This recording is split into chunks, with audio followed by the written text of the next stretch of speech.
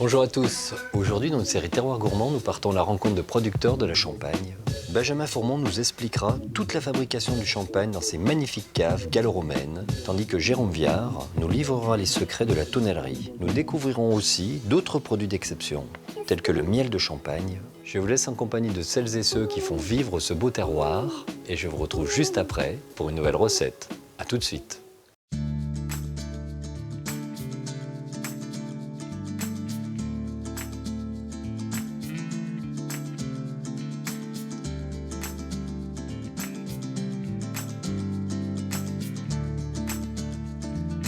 Au nord-est de la France, la Champagne s'étend sur des kilomètres de plaines ondulées. Le climat et les sols calcaires ont permis l'abondance de vignes et de cultures céréalières qui lui confèrent des paysages tapissés d'un nuancier de verts intenses, révélés par les éclaircies champenoises.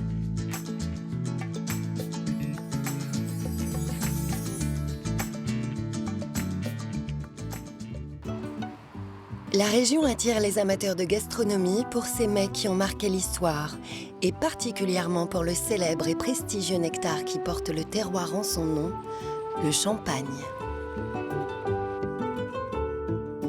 L'un des producteurs se trouve à Châlons, à la maison Joseph Perrier, fondée en 1825. Benjamin Fourmont en est le repreneur. Salut Patrick. Bien. Bonjour Benjamin. Ça va bien? Très bien, et toi? En forme? Quotidiennement, il veille à la bonne fabrication de ses précieux champagnes, des vignes à la mise en bouteille. Il tient son savoir-faire de son père. Et pourtant, après de nombreuses années dans le domaine de la finance, il n'était pas destiné à prendre la voie familiale. Lors des 90 ans de ma grand-mère, ma chère grand-mère Paulette Pitois, Fourmont, m'a dit ce serait quand même bien que tu puisses savoir ce que c'est que la vigne, mon cher petit-fils. C'est bien de pouvoir apprécier ces bulles, mais c'est bien de savoir comment on les fait, et notamment ce produit. Donc c'est ça qui m'a fait passer mon brevet professionnel de responsable d'exploitation viticole et agricole. Et après ces 2 ans de formation à distance, c'est ce qui m'a fait revenir dans le vin et le champagne. À partir du moment où on met le pied dans la vigne, le pied dans le champagne, le pied dans le vin, on a vraiment envie de... La passion revient d'elle-même, et c'est vrai, cette culture familiale, même si ce n'est pas un poids, c'est vraiment une culture familiale de vin, que ce soit du côté de ma mère, où on est dans le vin depuis plusieurs générations, ou de mon père, il y a une vraie volonté, une vraie passion qui s'est transmise. Sur ces parcelles pousse le pinot noir, un des composants du champagne qui est un vin d'assemblage. Là, on commence à être... Un peu, mais c'est encore les raisins vont grossir, les grains de raisin vont grossir encore 3 fois plus. Les autres cépages sont le meunier et le chardonnay, qui représentent chacun à peu près un tiers de ce vin.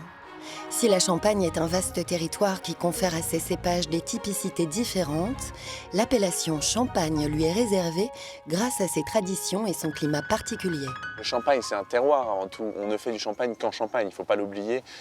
On peut faire des vins effervescents dans d'autres régions viticoles sans aucun problème. La Champagne, c'est un terroir, c'est une méthode qu'on appelle la méthode traditionnelle. Et c'est aussi, c'est d'abord et avant tout le terroir. Ça, c'est très important. Argilo-calcaire, en pente, avec un climat pas bien particulier. On ne pourrait pas faire du champagne avec cette longueur, cette complexité dans un autre endroit. L'un des ingrédients majeurs du champagne, c'est le temps. Ici, dans ces majestueuses caves de vieillissement de 3 km de long et qui datent de 3000 ans, les vins attendent de prendre leur saveur. Les Romains, quand ils sont arrivés à l'époque, ont creusé les caves directement dans la colline qu'on appelle la colline de Troie, pour prendre justement cette craie utilisée pour faire aussi bien les voies romaines que certaines maisons, entre autres. Quand Joseph Perrier s'est installé ici, il a voulu étendre la maison, donc tout ce qui suit derrière a été creusé par Joseph Perrier et ensuite par la famille pour pouvoir utiliser ces caves qui sont des réelles caves de travail. Toute notre production est basée sur ces caves. L'autre particularité, ces essors. Des puits creusés jusqu'en haut de la colline qui confèrent à la cave une ventilation pour empêcher l'humidité et la pourriture. Elles permettent aussi de maintenir une température constante de 11 degrés tout au long de l'année. Le vin va vieillir en bouteille pendant 36 à 48 mois, mais les millésimes peuvent aller jusqu'à 10 ans de fermentation. La fermentation, c'est en fait une nouvelle fermentation alcoolique dans la bouteille. C'est les levures sèches activées, les derniers grammes de sucre qu'on a ajoutés pour arriver à 12 degrés d'alcool, ces levures vont manger les derniers grammes de sucre, normalement il y a un dégagement de CO2 qui doit s'opérer et la transformation du sucre en alcool. Le CO2 se dissout dans le vin et du coup ce qui crée la naissance de la bulle, la prise de mousse et du coup le vin devient effervescent. Le résidu de cette fermentation s'appelle la lie, cette substance visible lorsque l'on tourne la bouteille. Plus le champagne passera de temps en contact avec ces lies, plus il sera fruité, minéral et sans acidité. Lorsque le vieillissement est terminé, vient l'étape du remuage. Elle consiste à accumuler la totalité du dépôt dans le goulot des bouteilles par des mouvements de rotation automatiques ou manuels sur pupitre.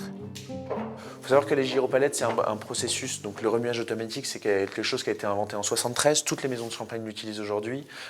On a gardé le pupitre pour des cuvées spéciales qui ne passent pas dans ce processus. La seule différence entre une palette, en tout cas bois comme ça, ou un pupitre bois, et une palette automatique, c'est le temps. C'est-à-dire qu'on va mettre ici 6 à 8 semaines, alors que en palette automatique, on va prendre 6 à 7 jours. Parmi ces cuvées spéciales, il y a la Joséphine. Ces bouteilles ont été réalisées en mémoire de Joseph Perrier et de sa fille. Joséphine, fille chérie de Joseph Perrier, qui en 1847 décide de se marier. Joseph Perrier lui fait faire du coup des magnums pour son mariage, peints à la main. Aujourd'hui, c'est sérigraphié, doré à leur fin. La bouteille est passée dans un four à 300 degrés pour pouvoir fixer ce décor. Lorsque la lie atteint le bout de la bouteille, le goulot est gelé, puis expulsé. La bouteille est alors prête à être bouchonnée et habillée.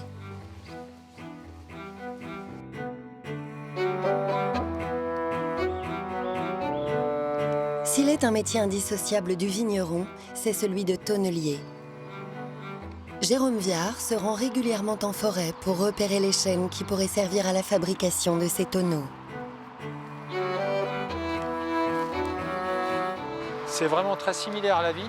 On peut obtenir des arômes et des saveurs différentes en fonction de la situation du chêne. S'il est en fond de vallée, s'il est en coteau, s'il est sur plateau, on va avoir des sols complètement différents et variés qui vont donner des spécificités au chêne. Et nous, en tonnellerie, on aime aussi aller jusque-là, comprendre ce que le chêne peut apporter au vin en fonction de sa situation géographique et en fonction du sol sur lequel il a poussé.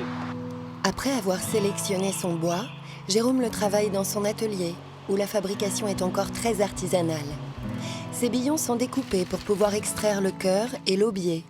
Seuls les fils sont gardés, le meilleur de l'arbre. Ils permettent de préserver une étanchéité parfaite pour le vin et lui apportent ses nombreux arômes.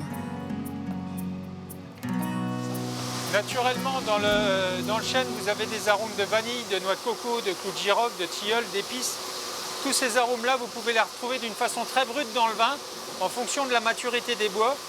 Et donc, nous, ce qu'on cherche avec cette maturité et en utilisant les éléments, on va tout simplement affiner tous ces tanins et tous ces arômes du bois. Pour acquérir cette maturité, le bois est découpé en mérins et reste sous la pluie et le soleil pendant 3 ans. C'est lors de cet affinage que le bois sera nettoyé de la sève et des tanins afin qu'il ne se retrouve pas dans le vin et ne le modifie. On ne veut surtout pas modifier les arômes et les saveurs du vin avec le bois en Champagne.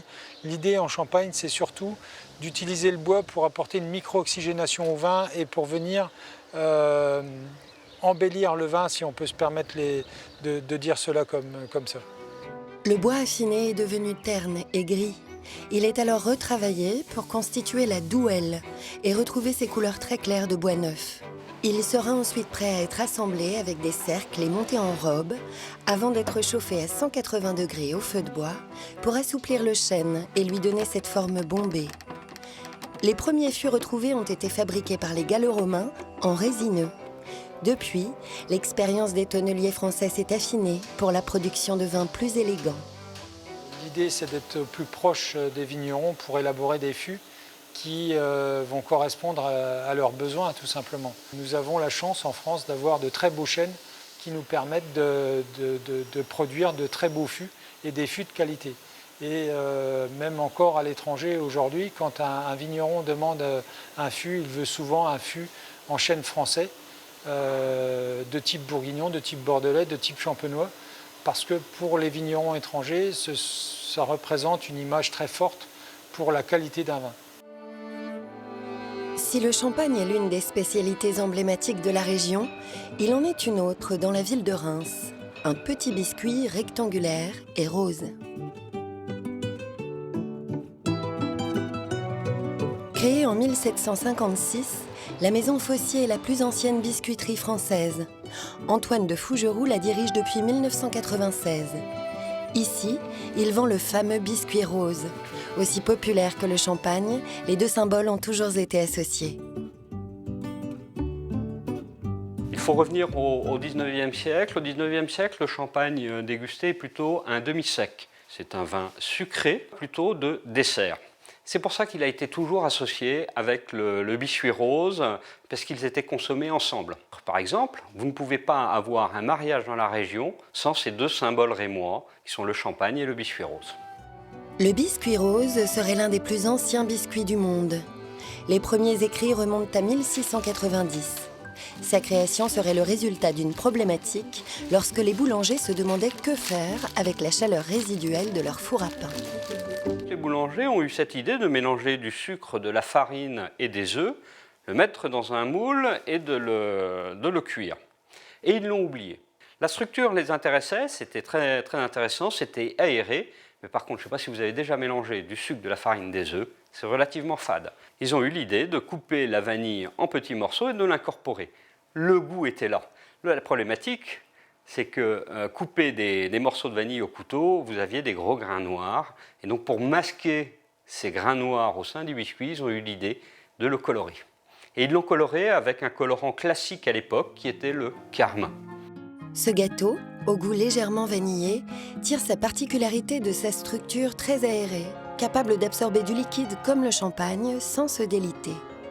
Pour obtenir ce résultat, certains détails de la recette sont primordiaux. Et Vincent Dallet connaît tous les secrets de sa fabrication artisanale. Voilà, nous allons préparer les biscuits roses de Reims, recette emblématique de la région. Vincent commence par mélanger les œufs et le sucre sur une source de chaleur de 45 degrés. Pourquoi on chauffe? Tout simplement pour avoir un beau alvéolage, d'avoir un biscuit léger, gonflé, aéré. L'autre secret, la délicatesse au moment d'incorporer la farine et la levure. Il ne faut surtout pas casser les bulles d'air qui sont à l'intérieur pour pouvoir les garder à la cuisson. La composition du mot biscuit vient de bis et cuit, ce qui signifie double cuisson. Mais Vincent Dallet ne les cuit qu'une seule fois pour conserver le moelleux à l'intérieur. Voilà, nos biscuits sont cuits. On voit bien l'alvéolage, on voit les bulles d'air, on voit ce merveilleux, tel une éponge, c'est magnifique. Et là, soit on le trempe dans le champagne, soit on le goûte comme ça. Ce moelleux, vous voyez, si j'appuie, vous voyez, on est moelleux. Hein, c'est pas de la biscotte, c'est toute la différence. On a un produit emblématique que le monde entier nous envie, c'est le champagne. Donc voilà, déjà, ça c'est on ne retrouve que champagne, que du champagne en Champagne. Et donc nous, artisans, restaurateurs de qualité, on est au service à quelques petites spécialités qui nous servent à sublimer et accompagner le vin de Champagne. Les biscuits roses ont été cités par Proust et peints par Cézanne.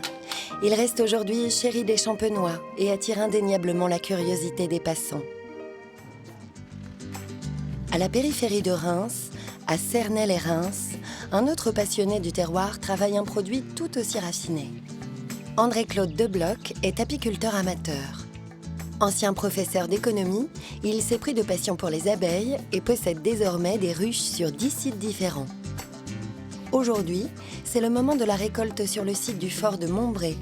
Il va découvrir ce qui l'attend dans ce qu'on appelle les hausses.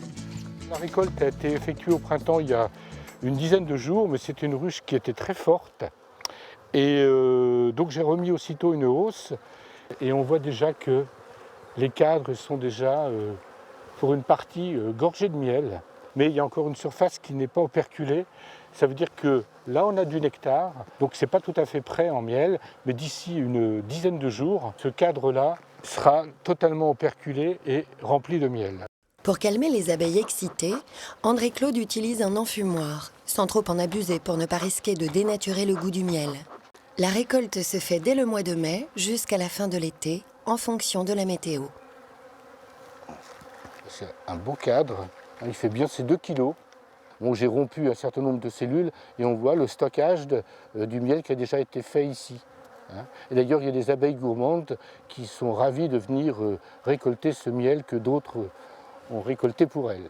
En Champagne, la terre est très calcaire, favorisant certaines cultures comme la luzerne et le colza.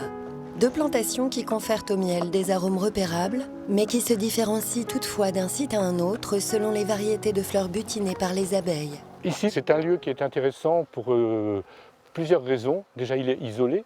Et puis ensuite, il présente une diversité de plantations qui est très particulière. On a une partie un peu forêt, ce qui permet aux abeilles de ramener du miel là, et une partie de petite végétation, ce qui fait qu'on a un miel toute fleur très varié, un peu sauvage. Et un peu plus loin, peut-être à 200 mètres, on a des plantations de luzerne. Et ça aussi, c'est une ressource très intéressante au niveau de cette région. Depuis quelques années, le taux de mortalité des abeilles a considérablement augmenté. Les facteurs sont multiples. Acariens, monoculture, manque de biodiversité et traitements phytosanitaires provoquent un affaiblissement certain du nombre d'abeilles sur le territoire. Alors c'est vrai qu'on n'a pas encore tous les facteurs là, puisque c'est rajouté depuis peu le problème du frelon asiatique. On l'a repéré un petit peu en Champagne, mais a priori pour l'instant il n'y a pas eu d'incidence notable. Mais sinon les problèmes sont les mêmes partout en France. Il faut vraiment des régions de montagne ou isolées pour ne pas rencontrer les mêmes dangers pour les abeilles. Pour le moment, cela n'empêche pas André-Claude de récolter 1,5 tonne de miel par an. Il est temps de rapporter ses cadres dans son atelier pour l'extraction et la mise en pot. André-Claude retire la cire des 9 cadres de la hausse à l'aide d'une fourchette à désoperculer avant de les placer dans la centrifugeuse. Au début, je mets donc la vitesse lente, parce que donc les cadres sont chargés de miel, alors pour éviter qu'ils se cassent, etc. Et peu à peu, je vais accélérer la vitesse, et c'est la force centrifuge qui va projeter le miel sur les parois. Et ensuite, le miel va couler directement dans le seau. Le miel passe par un tamis très fin pour éliminer les feuilles de cire. Il ne reste plus qu'à procéder à la mise en pot, le moment pour André-Claude de profiter de la beauté de son produit. Voilà, donc là on a un miel effectivement qui est très clair, limpide. Ces caractéristiques, je dirais que moi je l'utiliserais dans des laitages, dans des desserts, des éléments comme ça, parce que voilà, c'est sa douceur qui permet de le mettre en avant. Donc il a pas du tout les mêmes caractères qu'un miel de miellat, de forêt. Mais voilà, moi je le trouve particulièrement intéressant. Et d'ailleurs, il plaît beaucoup le miel de Montbré. Le miel va rester liquide quelques mois avant de se cristalliser. Sur ces étagères sont disposés les différents miels produits par André-Claude, 12 de printemps et 12 d'été. Vous voyez, on a, même dans le même site, finalement des miels différents selon la saison. D'autant plus que, comme je récolte de manière progressive, et non pas à des dates bien définies, finalement j'ai une nuance de couleur, d'arôme et de goût qui est propre à la Champagne. Les petites abeilles ne sont pas les seules à participer au plaisir des papilles. Un autre produit trouve sa place au pays du Champagne, mais à l'extrémité sud du département, à Pleurs. Repas de fête par excellence, il fait aussi la renommée de la gastronomie française, l'escargot champenois. Lionel Lison travaillait dans le domaine de l'industrie. Poussé par le besoin de renouer contact avec la nature, l'idée lui vient, à travers son oncle, de se reconvertir dans l'héliciculture. Il a suivi une formation diplômante et élève des escargots depuis maintenant 10 ans.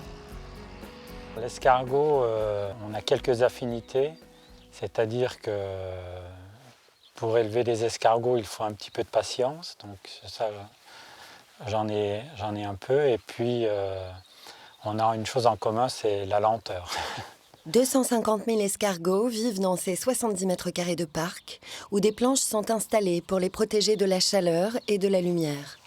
Ces escargots sont des gros gris, à ne pas confondre avec les escargots de Bourgogne, protégés depuis 1979. Donc voilà l'escargot âgé de 1 mois. bien actif. Il a ses 2 tentacules au bout desquels il y a les yeux. Sa coquille est encore très fragile et il va se nourrir donc de la végétation et du calcaire qu'il va trouver dans le sol, puisqu'ici en Champagne, le sol est très calcaire et donc ça correspond très bien à l'escargot. Il s'adapte très bien dans ce territoire.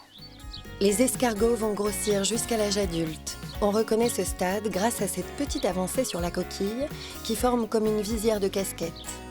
Ce gastéropode a la particularité d'être hermaphrodite, c'est-à-dire mâle et femelle à la fois.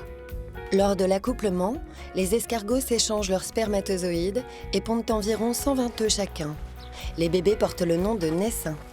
Voici les naissins qui viennent de naître et donc que je vais mettre dans les parcs pour qu'ils puissent grandir.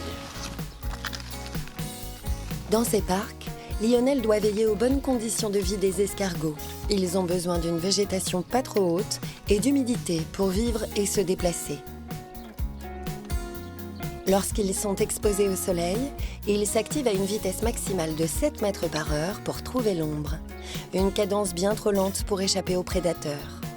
On peut avoir des rongeurs, des musaraignes, des petites souris, des rats. Donc, ceux-ci arrivent par le sol, par des galeries. Donc ça, c'est une surveillance et puis ensuite, on peut arriver à les piéger. On a aussi les oiseaux, donc certains rapaces et puis des oiseaux comme les merles que j'ai ici dans ce secteur. Donc là, il faut aussi surveiller, mais aussi se protéger. Donc on peut éventuellement mettre des filets pour éviter que les oiseaux viennent dans les parcs. En Champagne, l'escargot est très consommé et retrouvé à l'état naturel depuis fort longtemps. On va avoir ici un escargot donc, qui vit dans la nature, donc qui va quand même avoir des saveurs du terroir. Par rapport à l'escargot de Bourgogne, on va avoir des chairs beaucoup plus tendres, puisque l'escargot grandit 3 fois plus vite. Donc à taille adulte, la chair va être beaucoup plus tendre. Lionel maîtrise toutes les étapes, de l'élevage à la transformation du produit, qu'il commercialise lui-même auprès des particuliers et des restaurateurs de la région. Ici, être héliciculteur en Champagne, c'est un certain avantage par le terroir, pour lequel l'escargot s'adapte très bien. Et puis ensuite, pour le produit fini qui s'allie très bien avec le champagne, notamment pour les fêtes de fin d'année. Il reste un produit festif. La gastronomie champenoise est gravée dans nos traditions françaises grâce à des savoir-faire qui perdurent. Mais le champagne doit aussi son prestige à ces terres fertiles et généreuses sur lesquelles il naît depuis des siècles.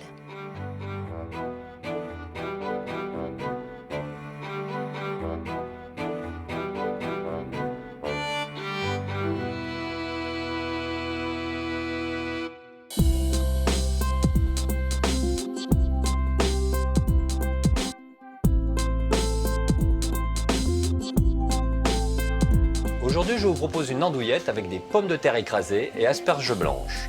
Pour réaliser cette recette pour 4 personnes, il vous faudra, pour l'andouillette, 4 andouillettes, 20 g de beurre, 1 centilitre d'huile de pépin de raisin, du poivre en grains. Pour les pommes de terre, 200 g de pommes de terre charlotte, une demi-échalote, 10 g de persil, 20 g de noisettes, 50 g de beurre salé. Pour les asperges blanches, 12 asperges blanches calibre 16, 20 g de beurre, 2 feuilles de sauge. Pour la moutarde à l'ancienne, 2 échalotes, 10 g de poivre en mignonnette, 2 gousses d'ail, 25 centilitres de vin blanc, 1 cuillère à soupe de moutarde de Meaux, 1 cuillère à soupe de moutarde de Dijon, 15 centilitres de jus de veau, fleur de sel. Pour l'andouillette, piquez régulièrement les andouillettes avec la pointe du couteau. Chauffez l'huile dans une cocotte, ajoutez le beurre, ajoutez le poivre en grains. Déposez les andouillettes, les faire dorer de tous côtés à feu moyen de 12 à 15 minutes. À défaut d'andouillettes, vous pouvez utiliser une saucisse à cuire. Pour la moutarde à l'ancienne, ciselez les échalotes, les faire revenir dans une sauteuse sans coloration, puis déglacer avec le vin blanc. Ajoutez le poivre mignonnette et les gousses d'ail en chemise écrasées. Réduire quasiment à sec, puis ajouter le jus de veau et cuire à petit frémissement pendant 10 minutes. Au terme de la cuisson, liez la sauce avec la moutarde de Dijon. Pour donner de l'intensité à votre sauce, vous pouvez tout simplement torréfier dans une poêle chaude les graines de moutarde, attention sans les brûler, et ensuite les rajouter dans la sauce. La passer au chinois étamine, incorporer la moutarde de Meaux. Vérifier l'assaisonnement et rectifier à la fleur de sel. Pour les pommes de terre écrasées, torréfier les noisettes dans une poêle chaude. Les hacher au couteau. Ciseler l'échalote et le persil. Envelopper les pommes de terre dans une feuille de papier aluminium et les mettre au four à 180 degrés pendant 50 minutes. Une fois cuites, les éplucher et les écraser avec une fourchette en y incorporant le beurre salé. Ajouter l'échalote, le persil, les noisettes, puis rectifier l'assaisonnement. Et réserver. Pour les asperges blanches à la sauge, cuire les asperges dans une eau bouillante salée durant 7 minutes. Piquer avec la pointe d'un couteau pour vérifier la cuisson. Si celle-ci pénètre facilement, plongez les asperges dans une eau glacée pour arrêter la cuisson. Les découper à 7 cm de la tête. Faire fondre le beurre dans une poêle. Ajouter la sauge et les pointes d'asperges, les colorer légèrement pour le dressage. Réaliser des quenelles avec les pommes de terre écrasées et les déposer dans une assiette. Posez sur chaque quenelle une pointe d'asperge. Versez la sauce moutarde dans le fond de l'assiette et terminez par des rondelles d'andouillettes en éventail. Je vous souhaite une excellente dégustation et je vous dis à très vite.